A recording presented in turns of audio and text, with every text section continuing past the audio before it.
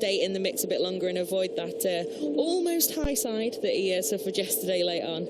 Well, here is your starting grid then. Odaki takes off from pole position once again. Thompson alongside him and Ozawa there in third place. In yesterday's race, added Puetizan and Pratama. I mean, one of those, plenty of those sad fallers there. But heading row 4, we have the one. Too quick for us once again. Yeah. But on the final row of the grid then, we'll have Mini GP World Cup, where actually all the it does though still have that pact of, well, unfortunately there's not too many. He's got Carter Thompson alongside him and then Shinya Ozawa. Yes, this push off the line. Who will get the whole shot in towards turn 1? Well, drama unfolds thereafter. The lights come on and they're out and we're away for this second race. It's another real good push off the line from Shinya Ozawa, but the number 13, that is Hakim Danish, the Malaysian rider, gets the jump and looks to be getting the whole shot in towards turn 1, but will he be outbroken by him on Odaki? I think no. Danish does actually maintain that whole shot and first position in towards the fastest lap that time around, 2:11.1, fastest lap of the race. The previous lap to that, well, a lot of these riders were in the mid 2:12, so what you say about these riders overtaking each other for that first position, holding everybody up, allowing the pack to really bunch up once again, does have a huge impact. Yeah, racing can be a funny business, can't it? When it's like the guys in the lead of the race are holding everyone up. But it is so true. Well, that was bit of a twitch. Well, he had front end twitches quite a lot yesterday as well. And who did that let through into plan of attack? It's getting very close now here at the front. A little bit more impatience. And we've got Danish back in the race lead. And Mie going for a big dive there. But the number 5 ultimately, I think, staying where he was. Yeah, fastest lap of the race it went to Danish last time around. The only 2:10. Sorry, the second 2:10. Been quietly making his way back through to the front, hasn't he? There, the number 7. Oh, a bit of a twitch there, bit of a twitch, quietly and not so quietly. Commentator's curse, classic. But yeah, and you can see as well over the line, Odaki still was ahead. It wasn't by much, it was by 0.031, but if he is in that position on the final lap of the race, I'm pretty confident they're probably not going to catch this time around as Pratama just swarming all over the back of Odaki, the two rookies, although we've had Pratama competing in the Mandalika races last year in the Age of Talent. As well gave us some info yesterday that Odaki comes from the Shinya Nakano team in Japan, as well as did Noguchi and Matsuyama, who've come through the ATC. So yeah, got some pedigree already coming into this season. But the number 14 then still in the lead by turn 1 as well this time around, not just over the start finish line. So I think he's been so good round the outside. Will he get the switch back in towards turn 5? No, this time, no. Really impressive from the Indonesian. Well, he puts a bike length between him and Odaki there. Goodness me. Yeah, good stuff from Pratama. Then they were so close just before he went for that move and really pounced, but really nice. Good he could get back out there and get some more laps as well.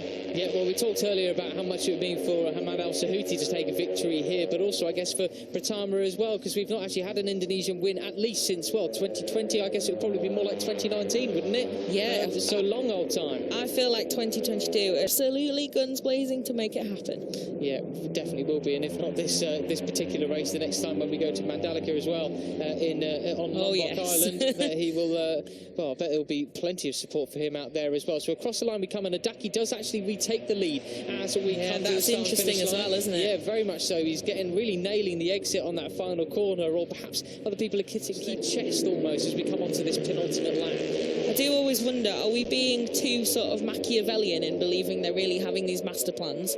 Or is it largely just... Oh, wow, what a save from Pratama! Oh, my goodness, that's sensational. I mean, he's got a pretty small frame. How he managed to hold on to that, I've no idea. Brilliant stuff, and he's still in contention for second, but that's given Odaki a bit of breathing space and a crucial point in the race. I cannot believe that. He did most of that corner on the knee slider. Look at Goodness me. So you think, oh, he's off, and then you think, oh, he saved it, but no, and he's still not quite back on the bike. Well, you can see there, I think that is because he's a smaller framed rider. I mean, that's not a problem he's going to have in the future, as long as he gets his calcium. But wowee, that was sensational from the Indonesian. That was amazing. I cannot imagine the spike in heart rate there for the number 7. And that's just me in the commentary. 7/10 at the last point of measuring that, but I'm sure Pratama, once he's just got his breath back a little bit, he'll be trying to cut that back down again. And who's that? That's Al Sahuti. Goodness me, what a move there in towards this triple right-hander. But it was 0.6 of a second that Odaki had in hand over Pratama.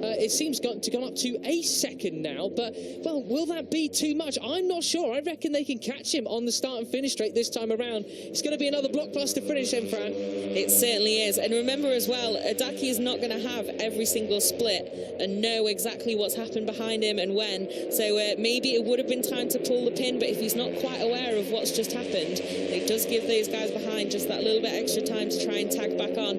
Let's see what happens though with the slipstream then now. Pratama only got one bike ahead of him. A few of those guys at the back will probably get a bit more as there's a bigger... Along with Hakim Dinesh, although Ozawa, a terrible drive out of turn 3. He's been completely swamped, and Pratama's getting swamped as well by Al Sahuti. He's absolutely on one. He really wants his victory, but he goes wide, and it looks like they're going to let Adaki get away with it. I think they are. I think that's probably going to be the moment for Amon Adaki in the lead then. Got some nice breathing space, the Japanese rider, but this shuffle is close now. Sahuti looked like he'd taken over in second, but yeah, a little bit wide. That's just allowed a couple of guys to get back past. What has the Qatari rider got? Like you say, he's going to throw everything at this on the final lap. And even though he is a wildcard rider, he's got plenty of experience of racing at this sort of level in the European Talent Cup with the vastly experienced Leopard Racing squad as well. So he knows what experience he needs on these final laps to make these sorts of moves, as does Hakim Dinesh in this second place. Is this its home and dry?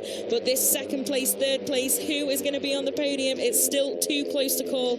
Everything can change still in the final few corners. Just 2 corners to go after this one, then 3 riders vying for that second position spot. You've got a Qatari versus a Malaysian versus an Indonesian, and then a Japanese rider looking to pick up any sort of pieces. Here we go then. This is the final corner of this second race. Adaki is clear. Al Sahuti up the inside. Dinesh just behind him. Who will get the run to the line? Who will get the drive out the corner? Will the smaller frames win out over the larger ones? It's going to be glory for Adaki. He's sweeping over to make sure nobody gets him on the slipstream. He will take the victory, but who will get second place? Could it be the Qatari? It's Al Sahuti. Glory for him. Second place, and Pratama, the Indonesian, gets third ahead of Gun Mie and Hakim Dinesh. What a race once again here in the Asia Talent Cup.